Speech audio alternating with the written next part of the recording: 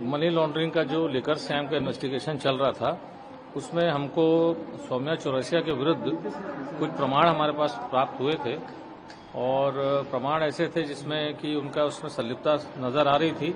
ये भी नजर आ रहा था कि अपराध का आगम है, यानी प्रोसीड्स ऑफ क्राइम है, उसको उन्होंने ग्रहण किया हुआ है, अपने फायदे में लिया हुआ है। तत्संबंध में हमको कस्टोडियल रिमांड की आवश्यकता थी और पुख्ता पूछताछ करने हेतु, जो कि हमने माननीय न्यायालय से मांगी थी। माननीय न्यायालय ने हमको कस्टोडियल रिमांड जो थी 3 दिन की दी थी, जो कि आज 19 तारीख को समाप्त हो रही थी। आज हमने जो भी पूछताछ हमको करनी थी वो हमने की है और फर्दर हमको चूंकि पूछताछ की अभी इस स्टेज पर आवश्यकता नहीं है, तो हमने आज जुडिशियल रिमांड पे भेजे जाने का निवेदन किया है। 14 दिन की जुडिशियल रिमांड पर सौम्या चौरसिया को आज न्यायालय ने जाने का आदेश दिया है, जो कि 2 जनवरी तक है। सर, किस प्रकार की संलिप्तता थी? क्या पैसा भी पाया इन्होंने कि षड्यंत्र किया? क्योंकि नियुक्ति की भी मामला आ रहा है कि मनमानी नियुक्तियां की गई। देखिए, जो हमारा एविडेंस है मनी लॉन्ड्रिंग का, उसमें हमने पाया था कि 115 करोड़ रुपए के आसपास का प्रोसीड्स ऑफ क्राइम शराब स्कैम से इनके पास आया है। और जैसे कि के श्रीवास्तव ने अपने स्टेटमेंट में बताया था कि 72 करोड़ रुपए के आसपास का पैसा उसने हवाला किया है सौम्या चौरसिया के डायरेक्शंस पे। और जो डायरी एंट्री थी, जो कि इनकम टैक्स ने डायरी सीजर किया था, उसमें ये बात निकल के आई थी कि 43.5 करोड़ रुपया का जो कैश फ्लो है लिकर स्कैम से, वो इनके पास आया हुआ है सौम्या चौरसिया के पास में। इसके अतिरिक्त कुछ डिजिटल एविडेंसेस हमारे पास थे, जो कि ये इशारा कर रहे थे कि जो शराब स्कैम से लेके डिस्कशन चल रहा था, जो शराब स्कैम से रिलेटेड लोग शामिल हैं ऑलरेडी, जो जेल में जा चुके हैं, जमानत पे उनके साथ चल रहा था और उससे बातें हो रही थी।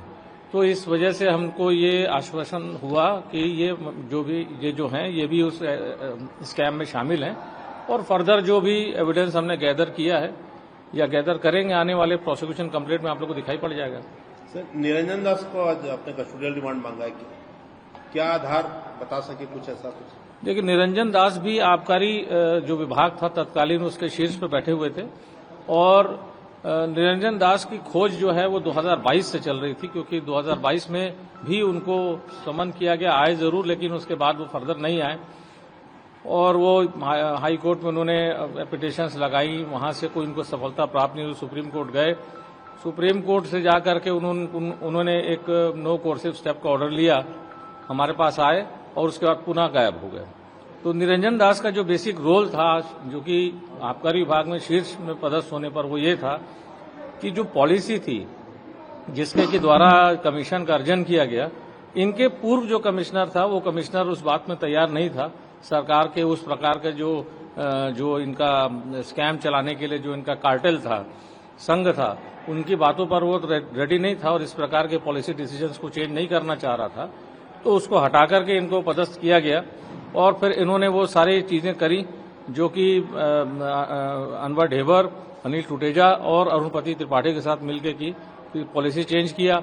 उसमें से जो पैसा आया कमीशन के रूप में, उसमें से अपना शेयर प्राप्त किया और साथ ही साथ जो डुप्लीकेट होलोग्राम लग के शराब बिक रही थी उसमें से भी उन्होंने अपना शेयर प्राप्त किया। तो बेसिकली एक आबकारी विभाग के शीर्ष होने के नाते इनको ये सब चीजों पर रोक लगानी चाहिए थी, ना कि उसका भागीदार बनना था।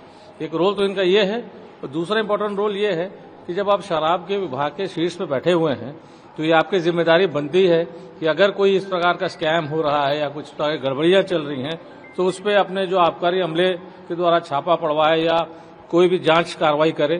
तो ये भी सब इन्होंने किया नहीं और अपने काम में कोताही बरती है, इसलिए इनके और इन्वेस्टिगेशन करने की आवश्यकता थी और ये भागे भागे फिर रहे थे।